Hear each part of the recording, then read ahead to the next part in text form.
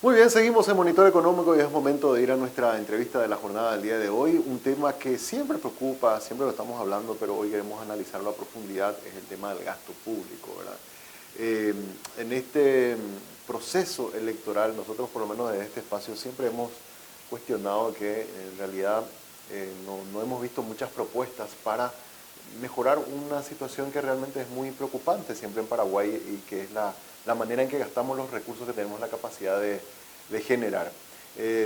Dende ha publicado hace unos días un informe sumamente interesante que hace un análisis sobre cómo está Paraguay hoy en el gasto público y algunas propuestas de cómo poder hacer para mejorarla. Y Manuel Alarcón es conocido economista, estuvo también en algún momento trabajando en el Ministerio de Hacienda, es un técnico que conoce bastante del tema y él estuvo como coordinador del Observatorio del Gasto Público de Dende y hoy está con nosotros aquí en el canal 5 Días. ¿Cómo estás, Manuel? Buen día.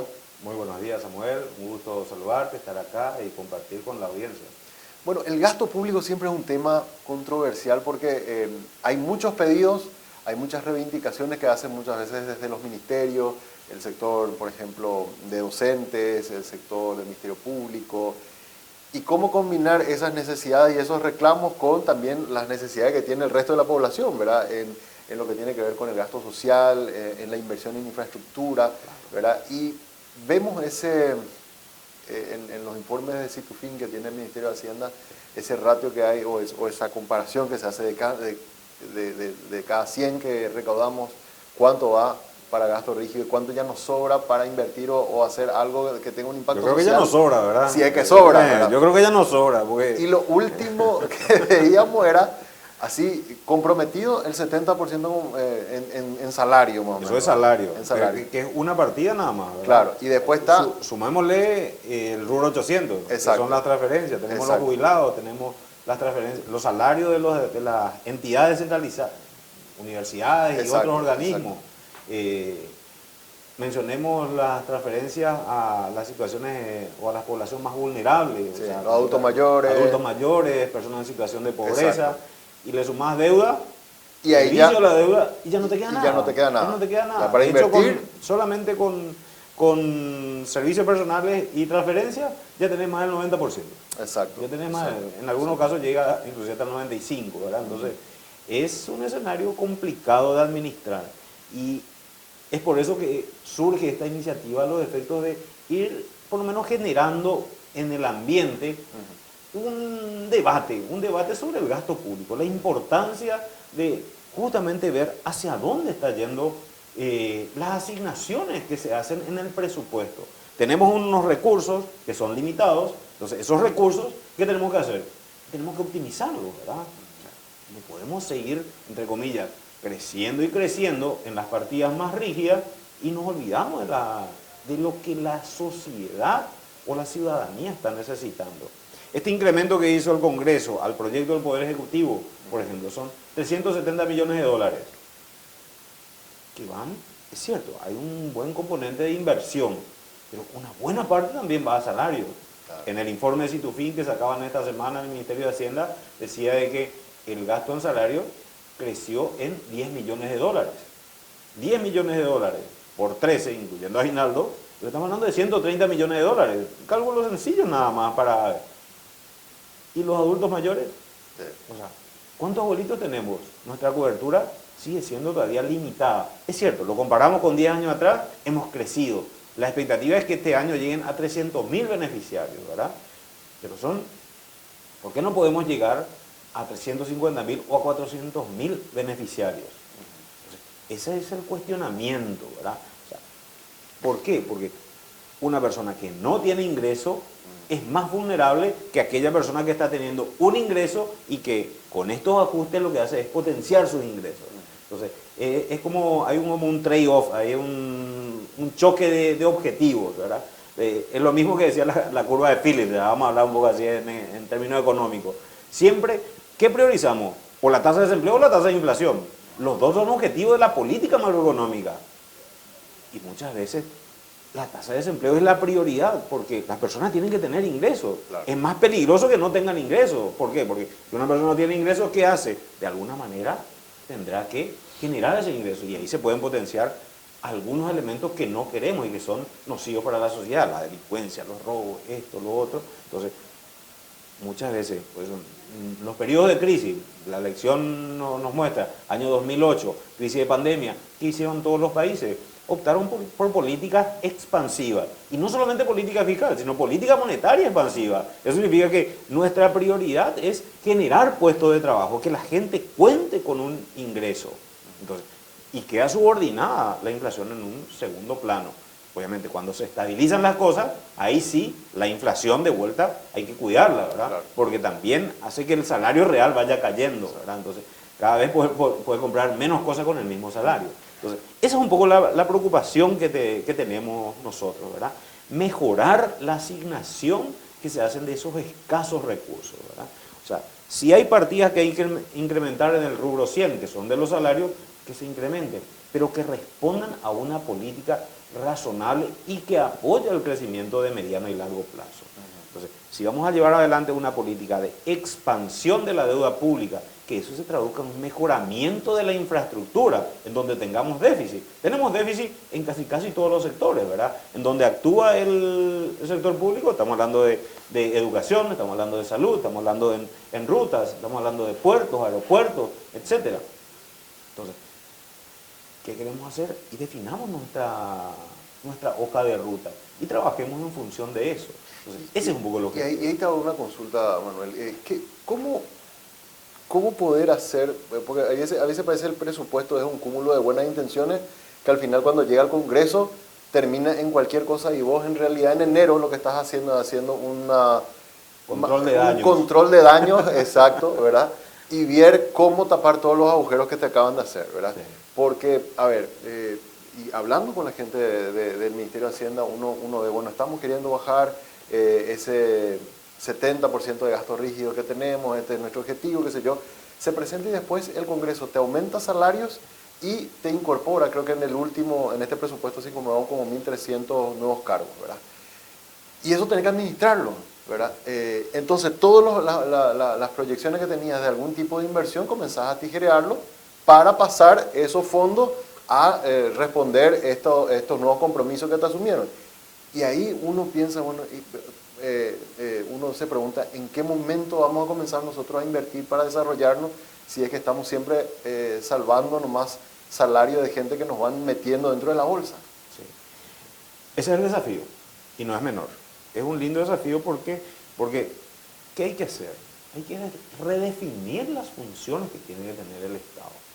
Entonces, es un lindo trabajo. Haciéndolo bien haciendo, ¿verdad? O sea, se viene trabajando en una nueva ley del ministerio, en una nueva ley de la función pública, o sea, se tiene una nueva ley de contrataciones públicas, o sea, se van trabajando y se van haciendo. La preocupación siempre es que no se desvirtúe por el camino. La ley 1626, que data de hace 20 años, era muy buena en su momento, porque generó como una hoja de ruta a seguir, pero después salieron las excepciones. Entonces, vos no podés tener excepciones a una ley. Entonces, ahí hay un problema constitucional de vuelta, porque no tenemos prelación dentro de las leyes.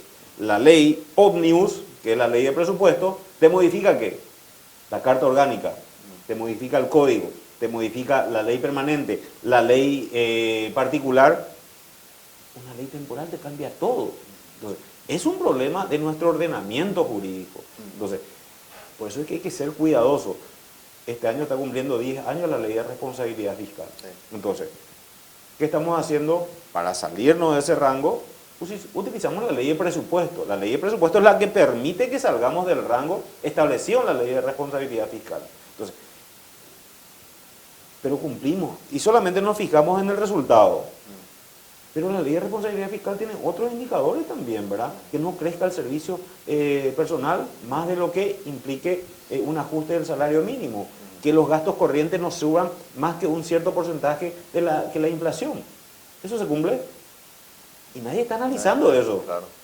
¿Por qué? Y nadie está tampoco procesado por eso. Y porque una ley, que es la ley de presupuesto, en esas líneas, en donde hay conciencia es el resultado. Pero realmente estamos incumpliendo también lo otro. Y ahí respecto al resultado, tocas un tema que estuve hablando justamente con la gente de Hacienda en esos días, y ellos nos decían, nosotros nos preocupa porque la ley de responsabilidad fiscal te pone un techo de déficit, sí. Pero resulta ser que los parlamentarios comenzaron a hacer estimaciones de ingresos para ir inflándote, y entonces ese déficit que quizás era, pongo un número, 500, en realidad ahora con estas estimaciones que ellos hacen, resulta ser que es 700 y ahí te metieron todo, ¿verdad? ¿Cómo hacer para que en realidad funcionen estos instrumentos legales? Porque parece como que siempre se le encuentra en el Parlamento la trampita para meter lo que ellos están buscando. En la medida que exista conciencia, y yo creo que en el Ejecutivo, y especialmente en Hacienda y en el Banco Central, hay suficiente conciencia de que la estabilidad macroeconómica es un valor de toda la sociedad paraguaya. Entonces creo que vienen haciendo un muy buen trabajo en esa línea para, es cierto, se inflaron los ingresos, se inflaron los gastos, pero se utiliza la herramienta del plan financiero. Plan financiero. Entonces, ¿qué hacemos? Bueno, está muy bien la ley, pero esto es lo que podemos gastar y esto es lo que te puedo asignar. Lastimosamente, es una mala asignación. Lo que estamos haciendo es poniéndonos el corsé, nos ceñimos al objetivo, que es el resultado, y que eso está en línea generalmente con la política monetaria. Entonces, y ahí se va generando esa estabilidad macroeconómica. Entonces, ahí está funcionando razonablemente bien. Lo que tiene que hacer es que estas discusiones técnicas vayan permeando, vayan pasando al nivel político. O sea, que exista una preocupación realmente en esa instancia de que estos incrementos realmente no pueden darse, porque hay muchos déficits, convengamos que sí, pero generemos la hoja de ruta para ir cubriendo los déficits. Es como en cualquier familia, ¿verdad? Si ahora tengo 2 hijos y tengo en camino 3 hijos y tengo una sola habitación, entonces lo que voy a hacer, mi primer paso es que venga bien el hijo. El siguiente paso es que vaya desarrollándose y luego voy viendo cómo construir una nueva habitación, por ejemplo, ¿verdad? Para evitar el hacinamiento, por decirlo de alguna manera. Entonces, pero es un proceso. Entonces, eso es lo que hay que construir. Es por eso que la visión de mediano y largo plazo es fundamental. ¿Y quién da esa señal? Y normalmente es el Estado, es el que tiene la visión de largo plazo. Las empresas tienen una visión de mediano plazo, con su plan estratégico, sus planes a 5 años, etc. Pero el que da una visión de largo plazo siempre es el Estado. Entonces, ¿qué termina haciendo el sector privado? Alineándose a esos objetivos de largo plazo. ¿Por qué? Porque en esa visión de largo plazo, obviamente tenemos algunos números. ¿Cuál es el ingreso per cápita que deseamos tener, no sé, en el 2050, por ejemplo, ¿verdad? O pongámonos objetivos intermedios, en el 2030, 2040 y 2050, por ejemplo. Entonces, en la medida en que esto vayamos trabajando, vamos a ir viendo de que se puede ir discutiendo un montón de cosas. Hoy no podés perder, no sé, para irte a San Lorenzo, perdés 1 hora 30 minutos, 1 hora pico. Eso está bien y no está bien, porque son 3 horas ida y vuelta. Claro. Entonces, son 3 horas que podría o destinarlo a algo más productivo, en el sentido de generar riqueza, o por lo menos de destinarlo a ocio compartiendo con la familia, por ejemplo, ¿verdad? Entonces, son elementos que obviamente tenemos que ir tratando, viendo. Son problemas existentes y deben de tener una respuesta desde la política pública. Pero es difícil si no tenemos los recursos. Exacto. Entonces, por eso es que hay que ser cuidadoso en cómo vamos asignando estos escasos recursos. Y ahí te consulto, ¿qué en la visión que ustedes tienen en Dende, el camino para ir resolviendo estos problemas que estamos hablando, nace por tener más instrumentos legales que vayan limitando o por un consenso político o una combinación de ambos casos, como para que el que venga en agosto, asumiendo un nuevo gobierno, sea quien sea, por lo menos diga, bueno, por acá hay que empezar para solucionar este problema? Sí, el objetivo nuestro es generar conciencia, ese es el primer elemento. En la medida en que se vaya generando conciencia, tenemos los elementos como para generar un quiebre en la tendencia. Entonces, eso es lo importante. Y ese quiebre en la tendencia se da cuando vos estás convencido. Ah, no, pero esto es lo que debemos hacer. Entonces, el futuro gobierno que vaya a asumir en agosto, como estás mencionando, tiene que saber que los recursos son más que limitados y están todos preasignados. Entonces, ¿qué hacer? Nadie tiene, bueno, con esto vamos a generar X recursos adicionales. ¿Tenemos posibilidad? Y no, porque el instrumento fantástico de la política fiscal que fue utilizada, y en algún caso casi mal utilizada, que es la deuda pública, está llegando a su límite. Exacto. está llegando a su límite, entonces ¿qué tenés que hacer? Y bueno, empecemos a generar nuevos recursos. ¿Dónde? Vamos a negociar el tratado el anexo C del tratado de Itaipú. Parece que ya está cerrado, parece que ya, si ya está cerrado no hay más dólares que generar ahí, ¿verdad? Entonces, se te van acotando, se te van cerrando las puertas, ¿verdad? Entonces, bueno, hagamos una nueva reforma tributaria. ¿Estaríamos dispuestos a...? ¿A quién le metemos la mano en el bolsillo? Sí, entonces, y el sector privado dice, bueno, llevamos 20 años de estar apostando a esto, ¿verdad? Y ese esfuerzo del sector privado.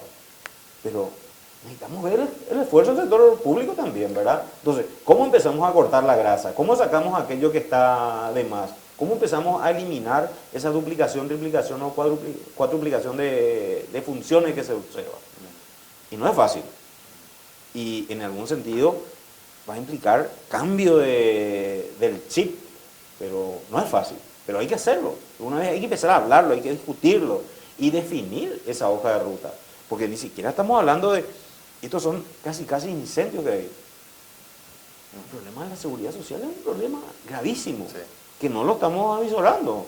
Entonces, hay que esperar a que colapse. En el año 2003 colapsó, el 2004 colapsó la caja bancaria. Sí. Y todos los jubilados... Y el perjuicio que generó a tanta gente. Sí. Las personas tuvieron que ver resignado 60% de sus ingresos. Exacto. ¿Qué hacer? Hubo gente que murió por depresión.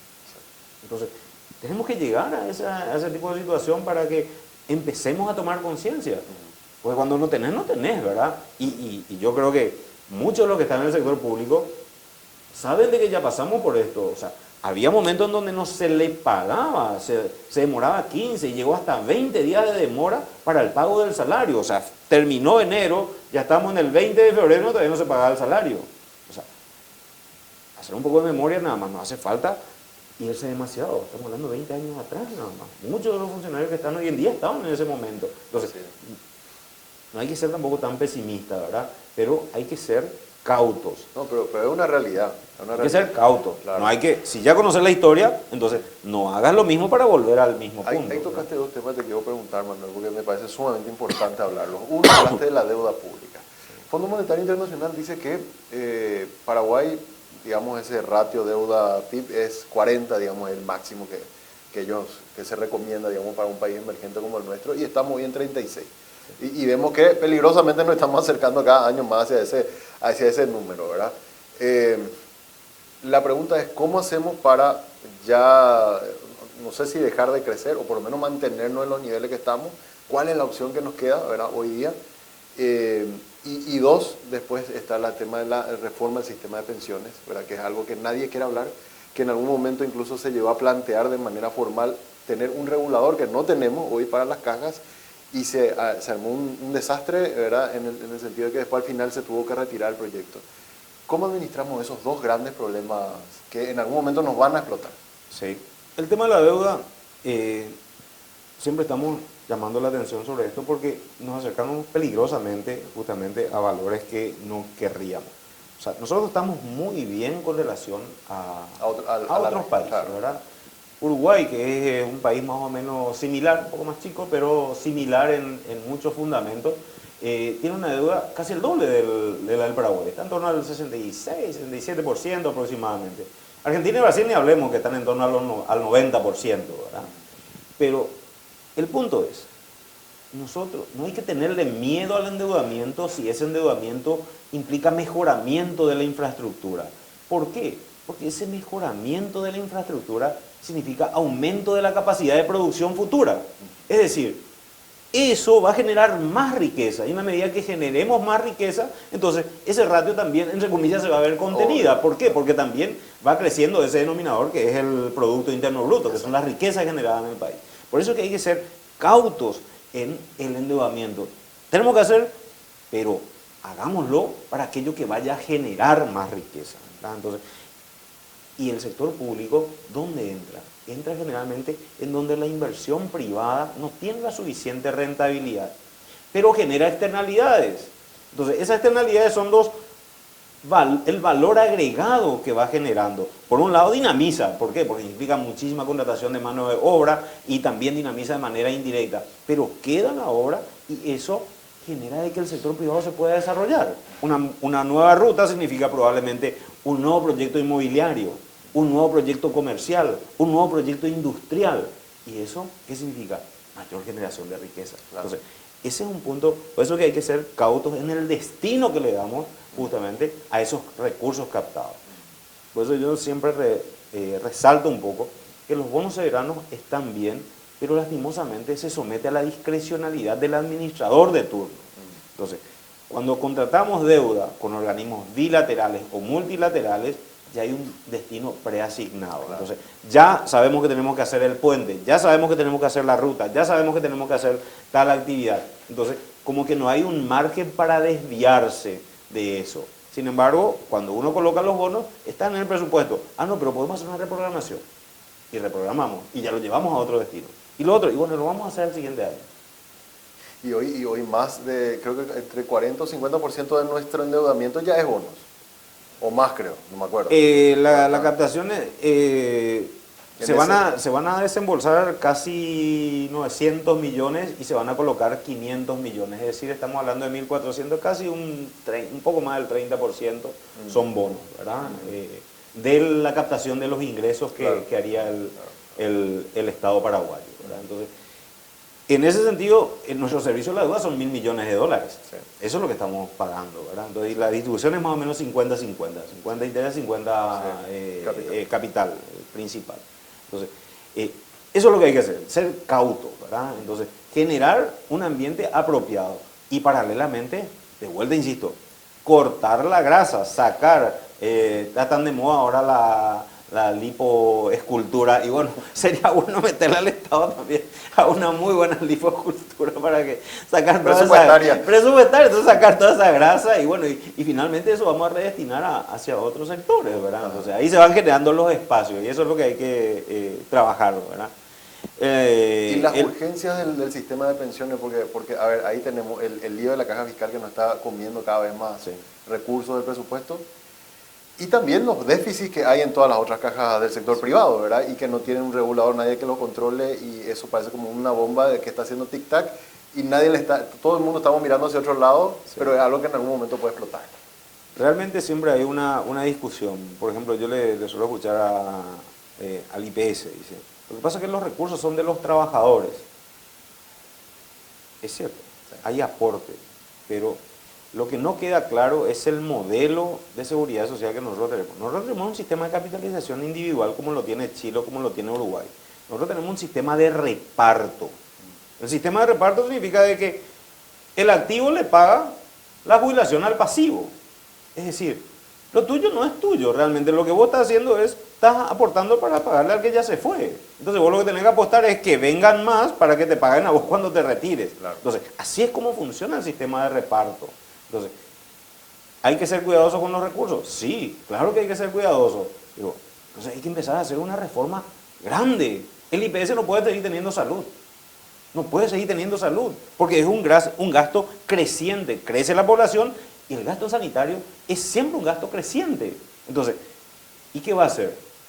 Y lo que viene haciendo todos los años. La ley de presupuesto hace de que de vuelta no se cumpla lo que dice la Carta Orgánica del IPS en lo que debe de destinarse a salud, a pensiones y a gastos administrativos, porque la ley de presupuesto lo permite. Entonces, ¿qué hay que hacer? Y empezar a ver el modelo de 1950, en donde el Ministerio de Salud no podía llevar adelante eso. Entonces, bueno, generemos acá que el Instituto de Previsión Social también haga servicio sanitario. Creo que ese modelo en aquel momento estaba válido, estamos hablando de 70 años, más de 70 años, pero hay que empezar a migrar, hay que empezar a trabajar en la descentralización también y a comprometer. O sea, no podemos tener, es cierto, un Estado unitario, pero si queremos que realmente las políticas lleguen a la población, hay que empezar a descentralizar, hay que empezar a trabajar con los municipios. Los órganos de control tienen que funcionar. No evitar el bypass que normalmente hacen un montón de intendentes, por ejemplo. Para evitar la Contraloría se van al Tribunal de Cuentas, por ejemplo. Ya se van directo a lo jurisdiccional, entonces con eso ya estoy listo.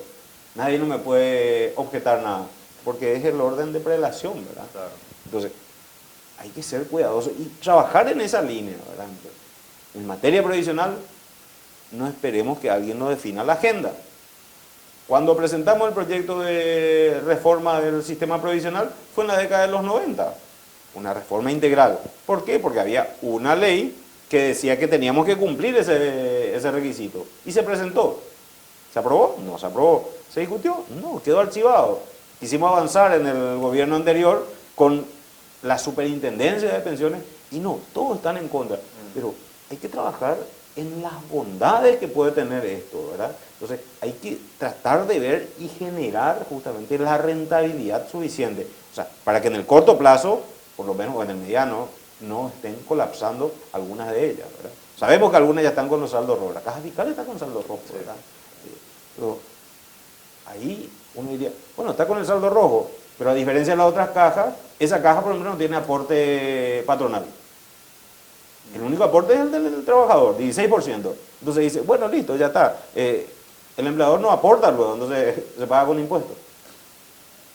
O sea, generemos, las reglas son totalmente diferentes en el sector privado, en el sector bancario, en el sector municipal, en el sector, bueno, ferroviario casi ya no existe, ¿verdad? Y en el sector del Estado. Y además que hay una inequidad en la regla, porque uno se puede jubilar a los 25, el otro a los 30, el otro a los 40, no está como ordenada la casa, ¿verdad? Y te genera realmente problemas muy grandes, ¿verdad? Por último... ahí puedo mencionarte nada más, es tan peligroso nuestro sistema de seguridad social que una misma persona cree que puede tener 5 jubilaciones.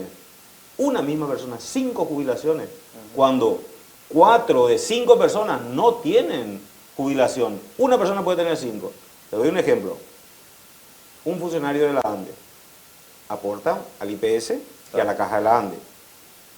Si fue a trabajar en Itaipú, probablemente también tiene la caja de jubilaciones de Itaipú. Si fue profesor docente, que fue una persona probablemente bien instruida y con perfil, también es docente. Entonces, va a tener jubilación de la ANDE, jubilación de IPS, jubilación de Cajuy y como docente jubilación de la Caja Fiscal. Y lo más probable es que haya hecho un aporte a la seguridad, a la mutual. 5 jubilaciones de una persona. Qué bárbaro. Parece un despropósito. Pero es posible. No es que es posible. Hay casos. Sí, por eso es un despropósito. Entonces, ahí te das cuenta de que lastimosamente el sistema está mal estructurado.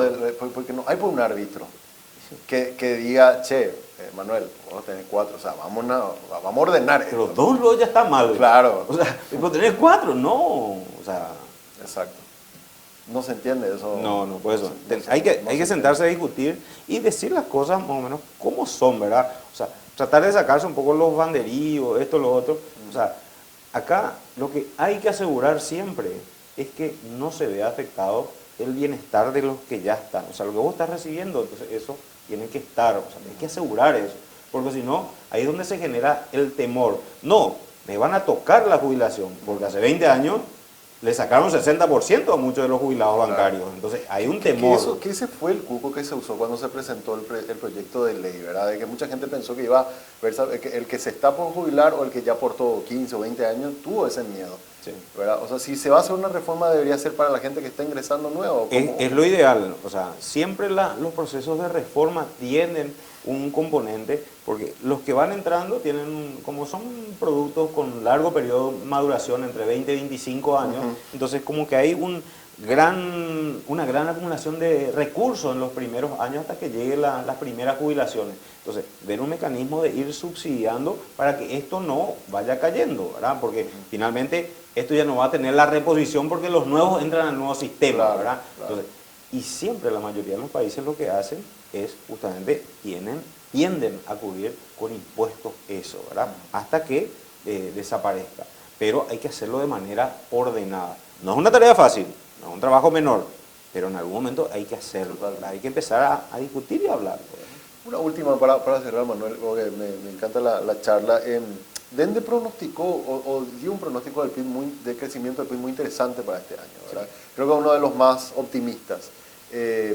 Al término de este primer mes del año y con los datos que se están teniendo ahora en febrero de cómo viene la cosecha de la soja y alguna actividad, ¿Creen que está en línea con lo que ustedes pronosticaron? Creemos que está, las pérdidas no fueron importantes, entonces creemos de que se va a tener una zafra muy buena, hablando con distintos productores y gremios, porque acá lo que pasa en el sector agrícola y lo que pase con la soja es como que te define un poco la hoja de ruta también de lo que va a ocurrir en el año.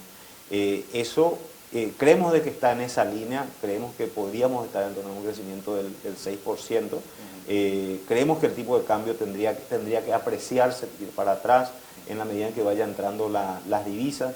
Vemos que también la inflación podría estar en un rango mucho más controlable de lo que se tuvo el año anterior, ¿verdad?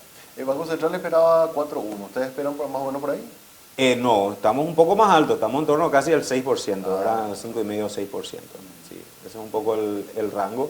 De continuarse no creemos que vaya a cambiar mucho porque se tuvieron las lluvias en los momentos apropiados, ¿verdad? Entonces, eso posibilitó. Se generaron también elementos favorables. Siempre de las crisis hay que sacar elementos positivos, por ejemplo. El año pasado fue un año malísimo para la soja, pero fue un año buenísimo para el maíz, por ejemplo. Produjimos 6 millones de toneladas.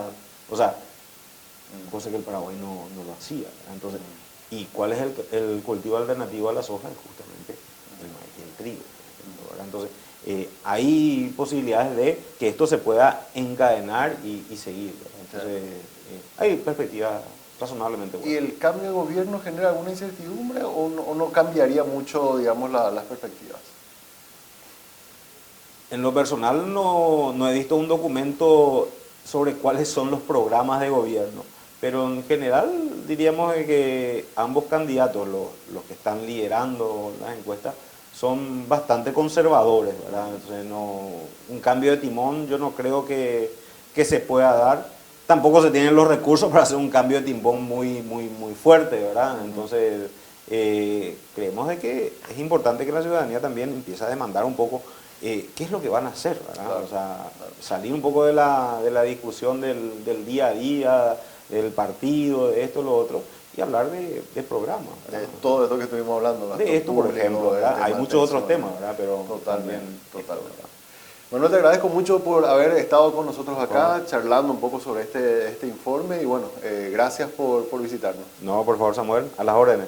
El economista Manuel Aragón hablando con nosotros en la mañana del día de hoy. Gasto público es el tema que estuvimos conversando, también sistema de pensiones, algo que preocupa bastante. Con esto cerramos hoy Monitor Económico, agradeciendo a ustedes por su sintonía. Nos encontramos el próximo lunes a partir de las 10 de la mañana. Que tengan un muy buen fin de semana.